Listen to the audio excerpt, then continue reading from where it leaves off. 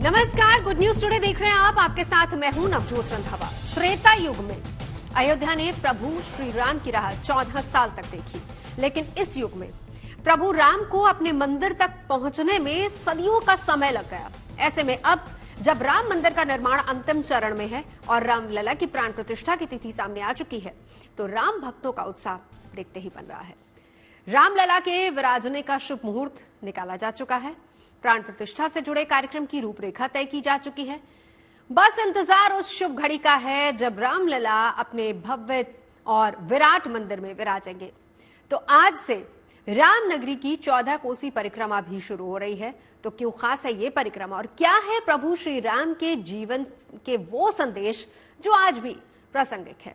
आज हम इसी पर चर्चा करेंगे, लेकिन उससे पहले आपको दिखाते हैं राम धुन में मगन रामनगरी से ये खास रिपोर्ट।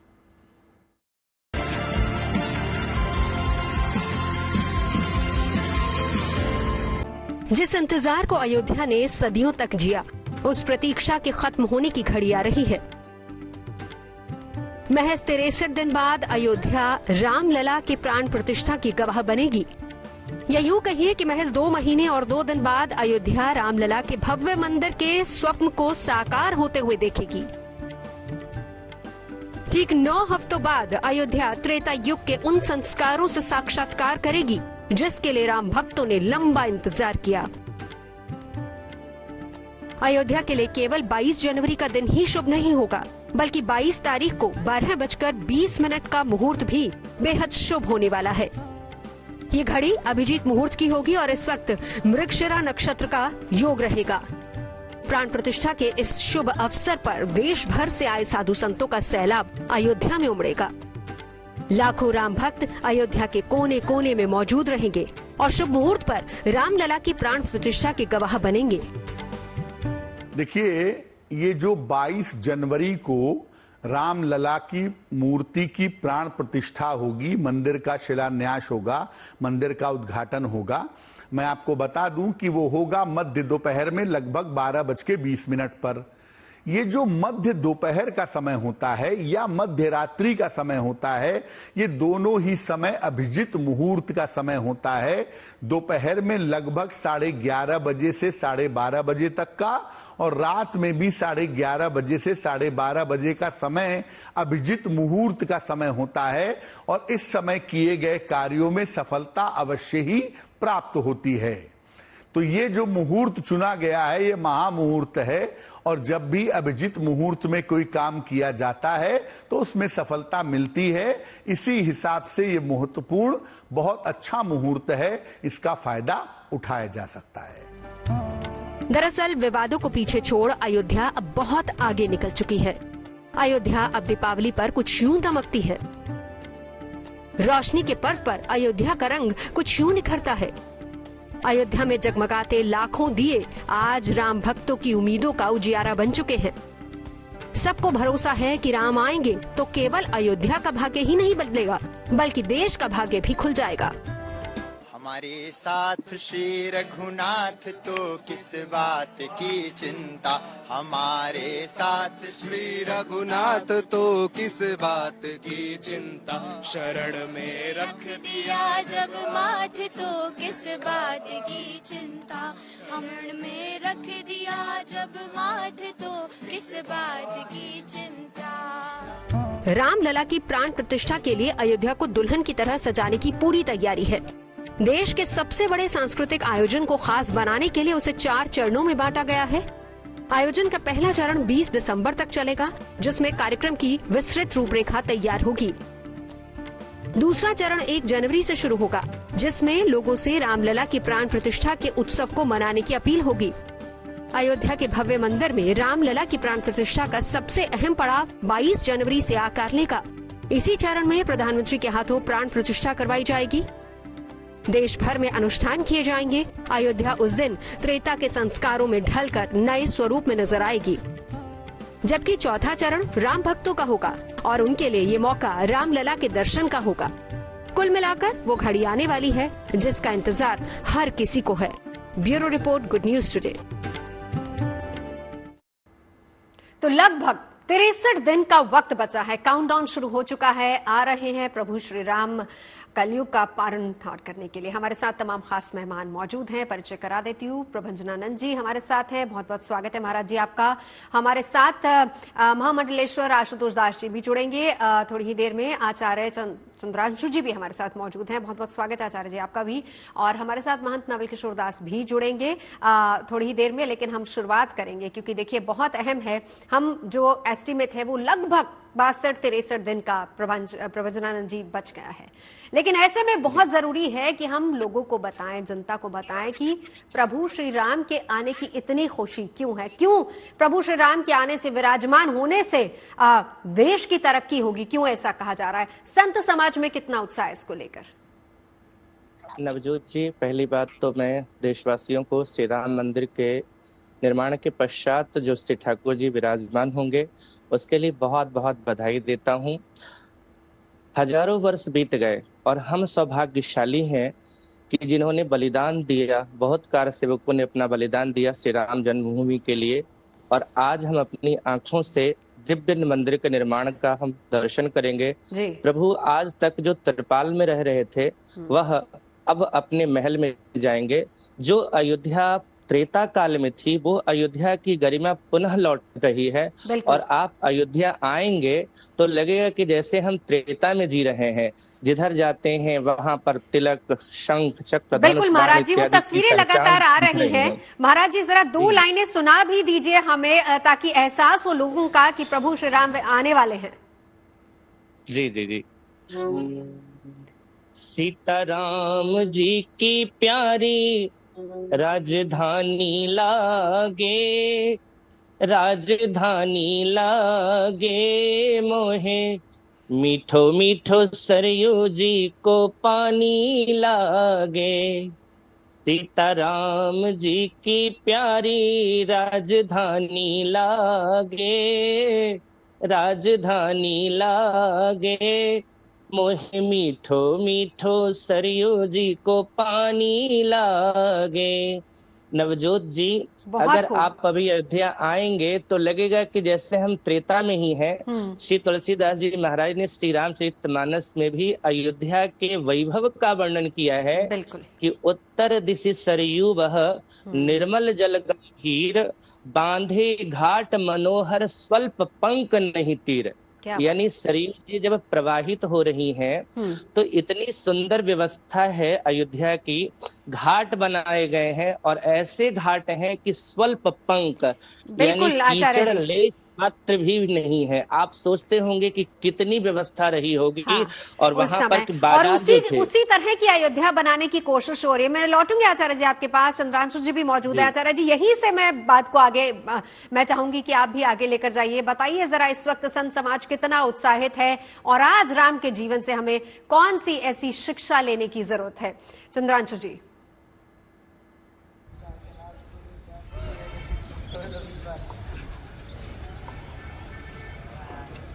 चलिए लौटेंगे, चंद्रांशु जी के पास चलेंगे, लेकिन वापस प्रभंजनानंद जी आप ही के पास आना चाहूंगी। उसी बात को कंटिन्यू कीजिए। मुझे भी सौभाग्य एक बार प्राप्त हुआ, मैं गई थी अयोध्या। वाकई कह रहे हैं कि अयोध्या बदल रही है और प्रभु श्री राम के जैसे ही कदम पड़ेंगे, जो हम 22 जनवरी की तारीख की बात कर रहे हैं, कह रहे हैं कि वो संदेश न सिर्फ अयोध्या के लिए होगा बल्कि वो पूरे देश और पूरी दुनिया के लिए भी होगा।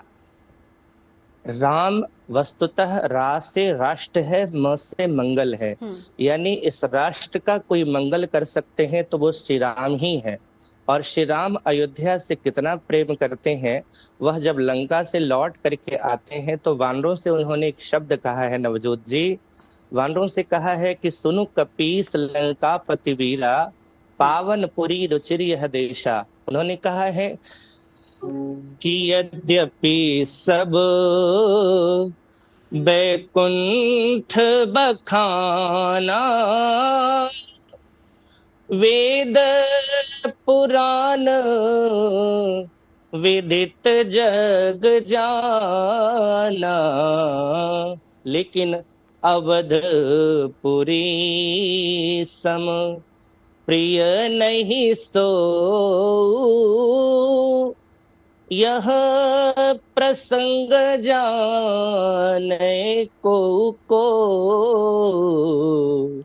कहा जाता है कि वैकुंठ में बहुत वैभव है, बहुत सौंदर्य है, लेकिन भगवान श्री राघवेंद्र अपने श्रीमुख से कह रहे हैं कि वैकुंठ भी मुझे फीका लगता है श्री अयोध्या के सामने। अयोध्या इतनी प्यारी है मुझे, इतनी प्यारी है जिसका वर्णन मैं अपने शब्दों में नहीं कर सकता है।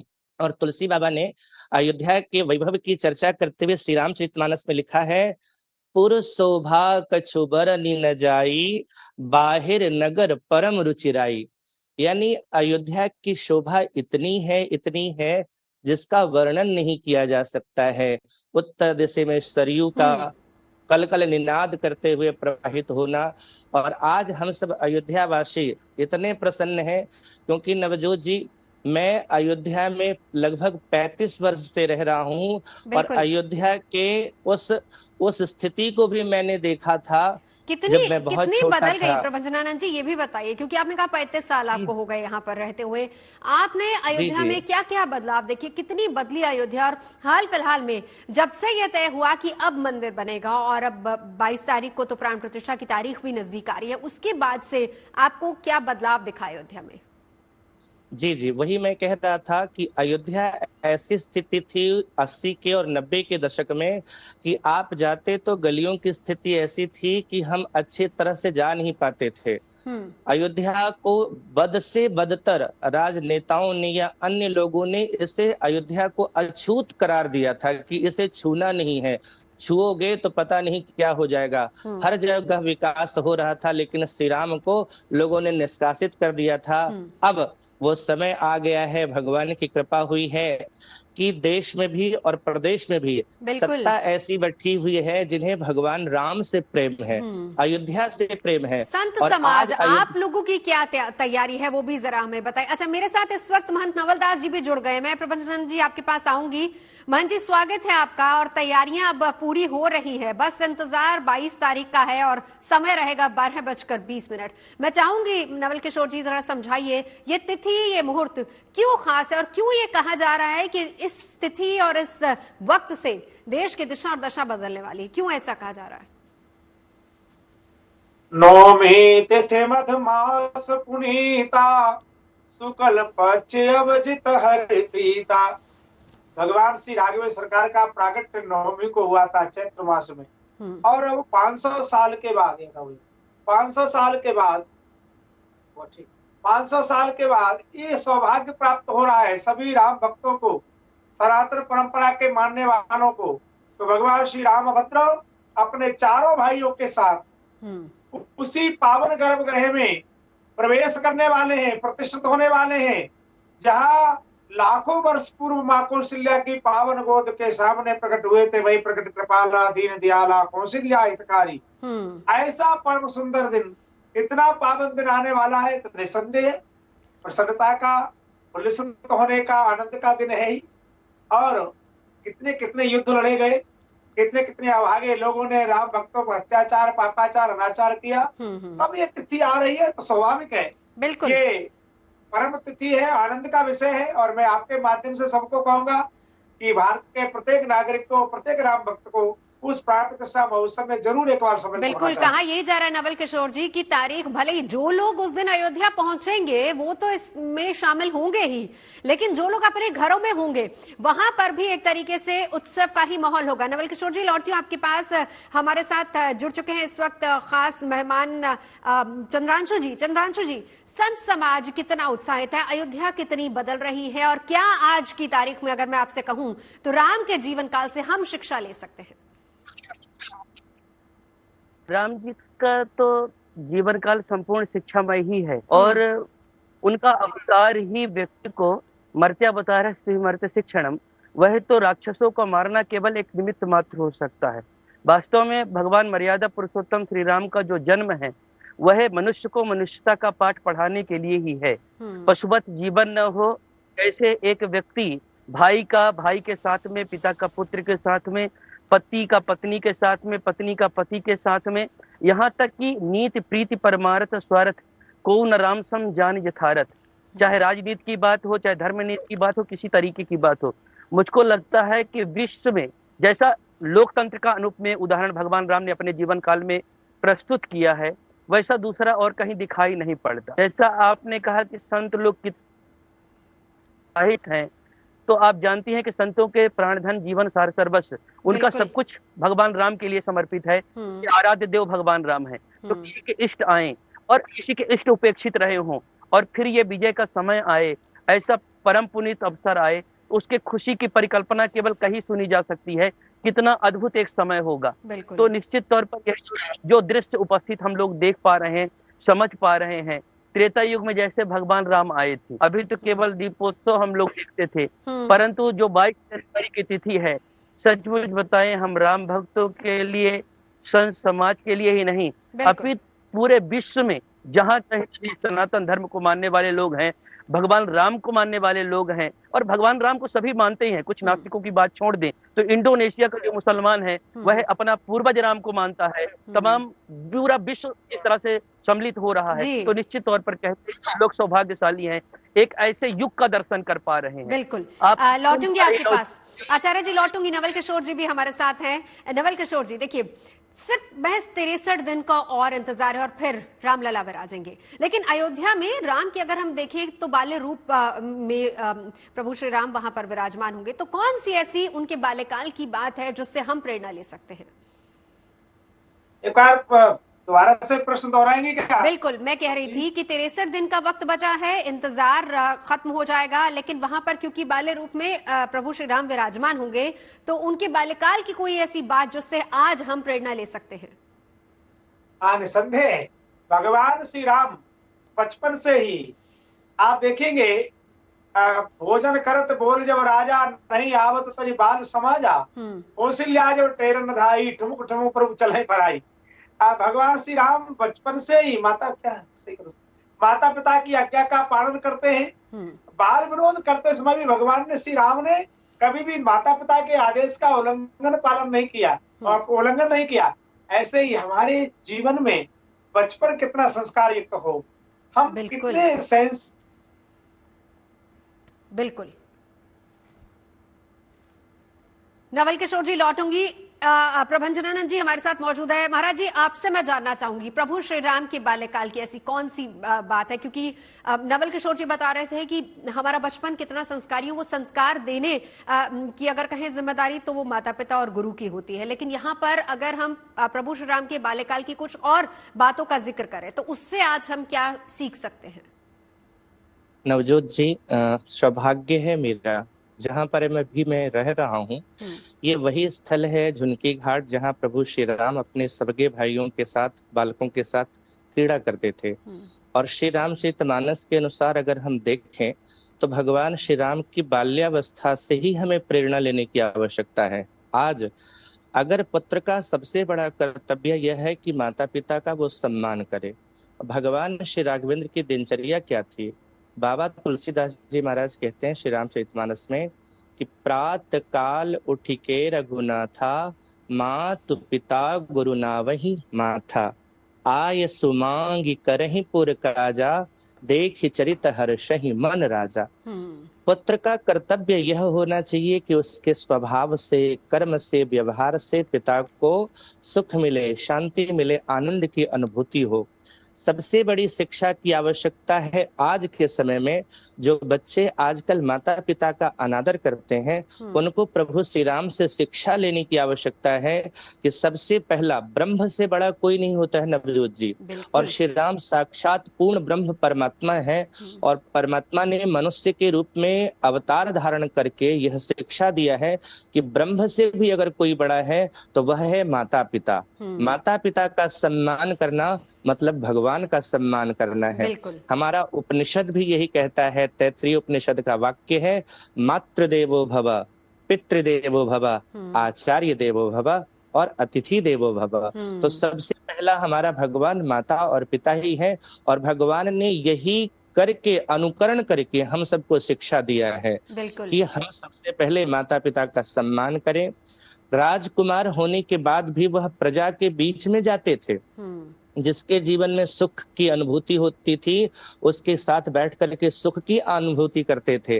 अगर किसी के घर में दुख पड़ा हुआ हो तो इतने जाकर के भगवान दुखी होते थे जैसे लगता था कि उसी घर का ही ये सदस्य है। तो हमारा भी यही कर्तव्य है कि हम आसपास जो लोग हमारे रह रहे हैं उनके हम सुख में साथ देवें और सुख से ज्यादा दुख में हम साथ देवें। बहुत खूबसूरती से आपने इस बात को समझाया। बिल्कुल महाराज जी, बहुत खूबसूरती से कि देखिए दूसरे के सुख के साथ भी खड़े हों और दूसरे के दुख के साथ भी हम खड़े हों। प्रभु श्री राम के जीवन के हर पल से हम कहें कि कोई ना कोई शिक्षा हमें जरूर मिलती है। बात हम कर रहे हैं प्रभु श्री राम के आगमन की। तारीख तय हो चुकी है, वक्त शुभ मुहूर्त का इंतजार हो रहा है 22 जनवरी दोपहर 12:20 पर जब प्रभु श्री राम विराजमान होंगे बाल रूप में। उनकी प्राण प्रतिष्ठा राम मंदिर में होगी। तमाम खास मेहमान हमारे साथ जुड़े हुए हैं जिनसे हम लगातार चर्चा भी कर रहे हैं और बात इसी पर हो रही है कि प्रभु श्री राम के जीवन से हमें क्या शिक्षा मिलती है और हम क्या कुछ सीख सकते हैं उनसे। नवल किशोर जी हमारे साथ हैं। नवल किशोर जी,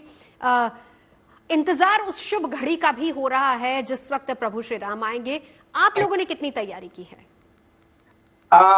पूरे देश के जितने हमारी परंपराएं हैं, मत और पंथ हैं, तो सभी मत पंथ के परंपरा के प्रमुख संतों को करीब 700-800 संत उस प्रत्यक्ष दर्शन करने के लिए वहां उपस्थित रहने वाले हैं। बाकी सभी देश के लोग जितने राम भक्त हैं वो सभी आने वाले हैं। मैंने पहले भी निवेदन किया है कि भगवान श्री राम का नाम लेने मात्र से व्यक्ति के मन में एक प्रसन्नता, एक आनंद, एक सहजता का प्रवेश हो जाता है। तो ऐसा दिव्य दर्शन और प्राण प्रतिष्ठा महोत्सव में कौन व्यक्ति होगा जो सम्मिलित होना चाहेगा? जनकपुर में भगवान श्री राम गए तो लिखा है, जो जैसे ही तैसे ही उठ धाम है, बाल वृद्ध को साथ न लाभ है। तो उस क्षण के लिए हर व्यक्ति आतुर है।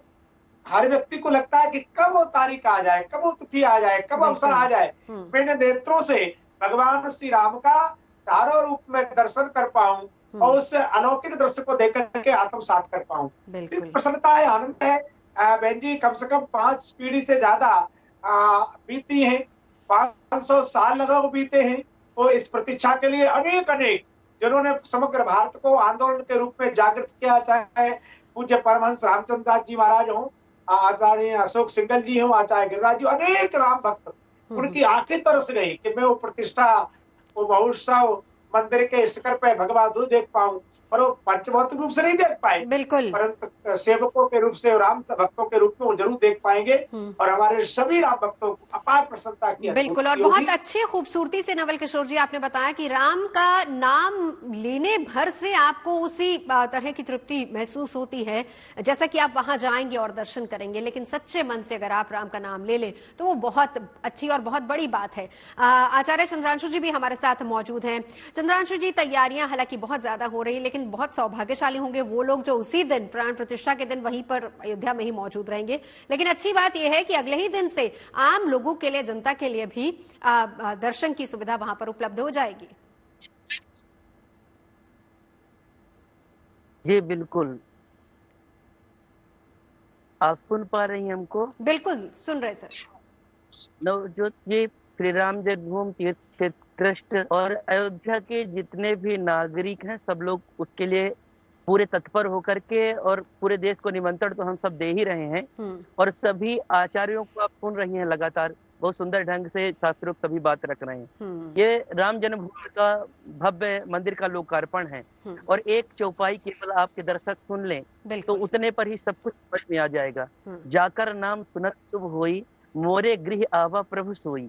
जिसके नाम स्मरण मात्र से ही शुभ होने लगता है, उसी परमात्मा का, भगवान राम के मंदिर का लोकार्पण है। और आप एक नारा बहुत सुनी होगी, बार बार एक चर्चा में आया होगा कि सौगंध राम की खाते हैं, मंदिर भव्य बनाएंगे। और पर तो लोग एक उठता था कि तारीख नहीं बताएंगे।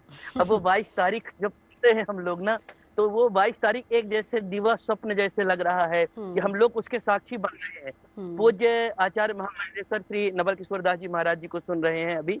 वो सचमुच जिन महापुरुषों का नाम ले रहे हैं वो अमर सपूत हैं, अमर राम भक्त हैं, जिन लोगों ने अपनी आहुति दिया था।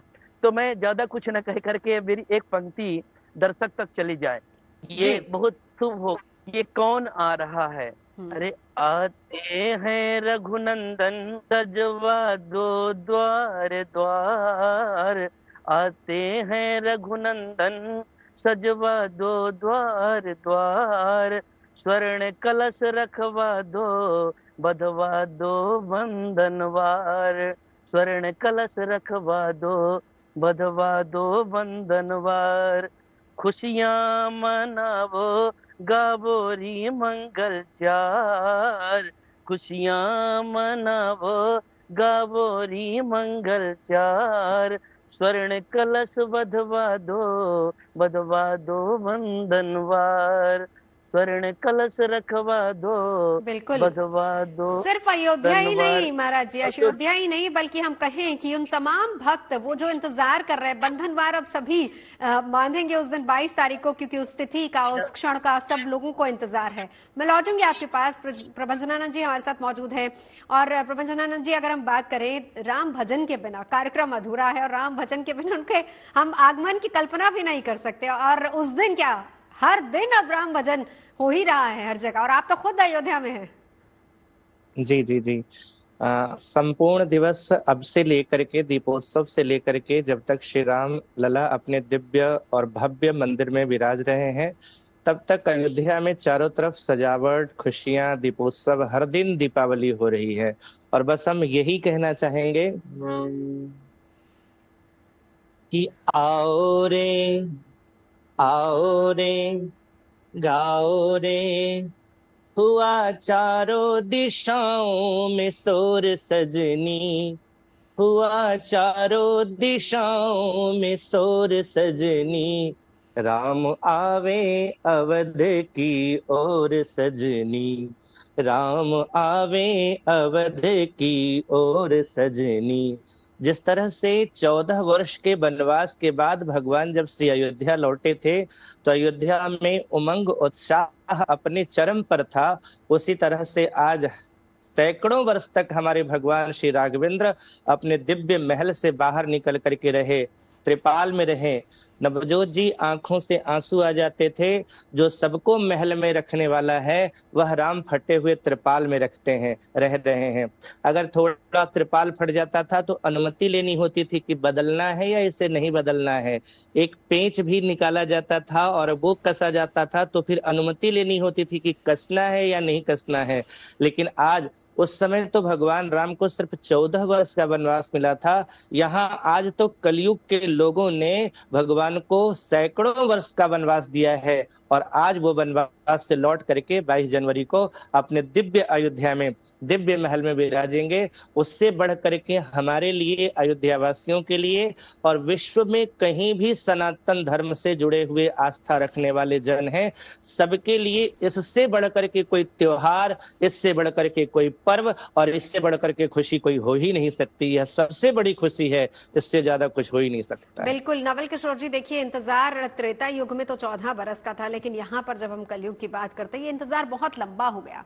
तो मुझे लग रहा है कि जब इतना लंबा इंतजार है और इतने लंबे इंतजार के बाद जब प्रभु श्री राम खुद विराजमान होंगे, तो उससे पहले ये तो उत्सव की तरह एक तरीके से हम कहें कि ये पूरा इवेंट बनने वाला है। मैं नवल किशोर जी आऊंगी आपके पास। चंद्रांशु जी कुछ कह रहे हैं, आप बताइए।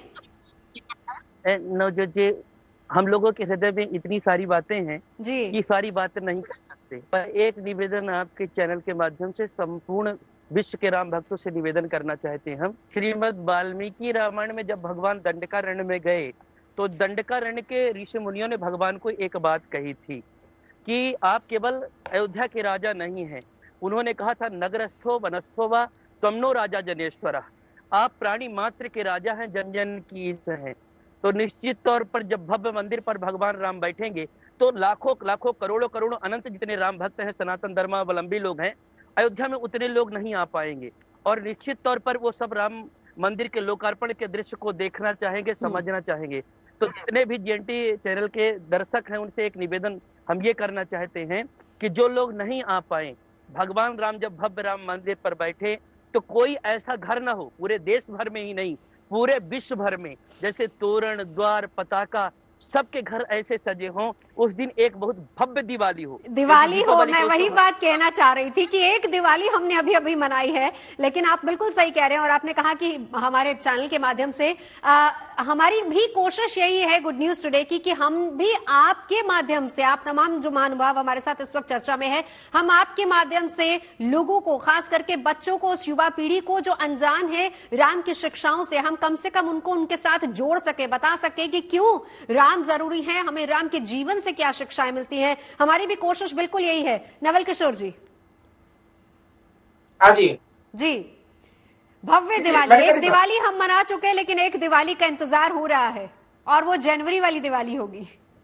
निसंदेह ये दीपावली मना चुके हैं, वो भी राम जी को समर्पित है। और जो 22 जनवरी को भव्य उत्सव होगा वो भी राम जी के लिए समर्पित है, क्योंकि भगवान श्री राम का इतना दिव्य और पवित्र चरित्र है। मनुष्य मात्र के लिए आत्मसात है। हर पिता चाहता है पुत्र कैसा हो, श्री राम जैसा। प्रत्येक भारत की सुचरित्र नारी चाहती है श्री राम जैसा पति मिले, श्री राम जैसा पुत्र मिले। प्रजा चाहती है कि श्री राम जैसा राम राजा मिले। राम राज बैठे त्रैलोका, हर्षत भयो गयो सब शोका। मुझे लगता है सनातन परंपरा का संरक्षण संवर्धन का जो कहीं आश्रय है तो श्री राम जी के चरित्र से है। और इसलिए प्रत्येक राम भक्त आतुर है कि वो समय से समय हम अपने नेत्रों से देख पाए, वो आनंद की अनुभूति ले पाए। और मुझे लगता है कि अयोध्या जो जाएंगे वो तो दर्शन करेंगे, उनसे भी ज्यादा अच्छा दर्शन आप सबके माध्यम से लोग कर पाएंगे, क्योंकि वहां तो सभी लोग वहां निश्चित समय पे पहुंच पाएंगे, थोड़ा कठिन है भीड़ में, परंतु आप जो दृश्य दिखाएंगे मुझे लगता है तो और ज्यादा। इसलिए घर में बैठ करके रामचरितमानस की चौपाइयां गुनगुनाते गुनगुनाते या राम राम लिखते हुए या माला राम राम करते करते परिवार के सहित बैठ करके, क्योंकि बच्चों को जरूर सिखाना राम क्या है, रामत्व क्या है, रावण में राम में कितना अंतर है। राम वो है दूसरे को दुखी जो है उसे सुखी करके सुखी हो जाते हैं, और रावण वो है सुखी किसी को सुखी व्यक्ति को दुख दे करके सुखी होता है। इसलिए दोनों के चरित्र में अंतर करना पड़ेगा, और हम सबको राम जी का जो पवित्र दिव्य चरित्र है वो आत्मसात करना होगा। ये केवल राम मंदिर नहीं है बहन, ये राष्ट्र मंदिर है, ये हमारी आस्था का मंदिर है। बिल्कुल। और ये आस्था के साथ साथ हम अपने पूर्वजों को इसके माध्यम से सभी जो कम से कम 7 लाख से ज्यादा बताए जाते हैं राम भक्त शहीद हुए, उनको भी श्रद्धांजलि है। 70 युद्ध लड़े हमारे पूर्वजों ने, ऐसे ही नहीं मिल गया। जो लोग कोर्ट में कोर्ट फेंक देते थे, राम हुए नहीं, राम का अस्तित्व नहीं है। हमें देश से सौभाग्य प्रधानमंत्री मिले हैं जो राम जी को साष्टांग प्रणाम करते हैं, 3-3 घंटे बैठ करके शिवालय के सामने ध्यान करते हैं। हिंदुओं बिल्कुल नवल जी, उसी क्षण और उसी घड़ी का इंतजार आज तमाम भक्त कर रहे हैं, देशवासी भी कर रहे हैं। राम के साथ चले। बिल्कुल। प्रभंजनानंद जी हमारे साथ मौजूद हैं। बिना राम की चौपाई के देखिए हमारा कार्यक्रम भी अधूरा है, 2 लाइनें भी गुनगुना दीजिए प्रभंजनानंद जी। जी, उससे पूर्व मैं एक चीज कहना चाहूंगा। आप कह रहे थे कि त्योहार है, मुझे लगता है कि 22 जनवरी को दीपावली, होली और दशहरा सब मनाया जाएगा। दीपावली का मतलब है अज्ञान को भगा करके ज्ञान का प्रकाश फैलाना है अपने जीवन में। होली का मतलब है समानता का अधिकार मिले सबको, और सब लोग गले से मिले और सबको एक रंग में रंग जाए, और वो है राम रंग। और दशहरा का मतलब है कि विकारों पर विजय प्राप्त करके असत्य पर विजय प्राप्त हो जावे और सत्य की पताका फहरावे। यही वो दिन होगा, वो 22 जनवरी है। और मैं इस शब्द के साथ कि अयोध्या की महिमा कि बड़ा नीक लागे श्री राम जी के गौआ, बड़ा नीक लागे श्री राम जी के गौआ, बड़ा नीक लागे कि त्रिभुवन विदित अवध जेकर नौआ, त्रिभुवन विदित अवध जेकर नौआ, बड़ा निक लागे श्री राम जी के गौआ, बड़ा निक लागे। सिया महारानी जहाँ रामचंद्र राजा, सिया महारानी जहाँ रामचंद्र राजा, हनुमान परिकर वैष्णव समाजा, राम भगत नेम जहाँ,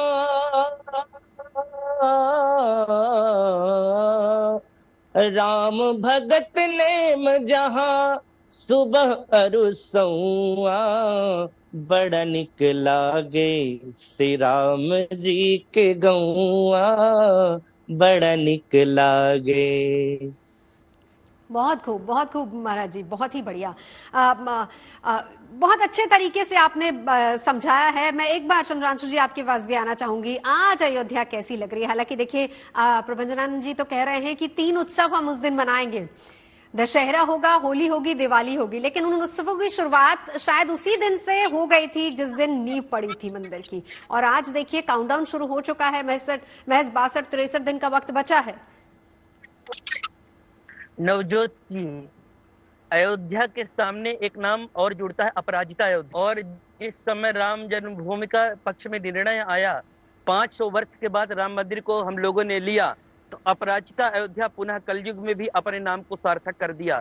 और श्रीमद् वाल्मीकि रामायण के अनुसार जैसा अयोध्या की महिमा है, अयोध्या नाम नगरी तत्रा शीत लोक विस्तृता, ये अयोध्या नाम नगरी लोक विस्तृता, त्रिलोक में जो लोक विस्तृता थी उसकी जैसी गरिमा त्रेता युग में थी। दीपोत्सव के समय में आपने उसी रामराज की परिकल्पना को साकार करते हुए दीपोत्सव, दीपावली हम लोग लगभग 5 वर्षों से मना रहे थे, 37 बार मना लिया है। तो निश्चित तौर पर कह रहे हैं कि अब जो अयोध्या है ना, वो नवनवायमान अयोध्या पूरी दुल्हन के बाद सजी हुई है और गर्व से पूरे लोक विस्तृता अयोध्या, जो विश्व की कभी राजधानी हुआ करती थी, प्रथम पुरी है अयोध्या। काशी कांची अवंतिका, ये प्रथम पुरी है मोक्षदायिनी पुरियों में। तो ये अयोध्यापुरी मस्तक के रूप में अयोध्या थी, तो निश्चित तौर पूरे विश्व में इसका सबसे ऊंचा मस्तक दिखाई पड़ने वाला है और उसका दृश्य को हम लोग देख पा रहे हैं। चलिए, बहुत बहुत शुक्रिया आप तीनों खास मेहमानों का हमारे साथ जुड़ने के लिए। तो महज 62-63 दिन का वक्त, और फिर उसके बाद आएंगे प्रभु श्री राम की महिमा क्या है और हम क्या कुछ सीख सकते हैं उनसे, उसी पर हम चर्चा कर रहे थे अपने महानुभावों से।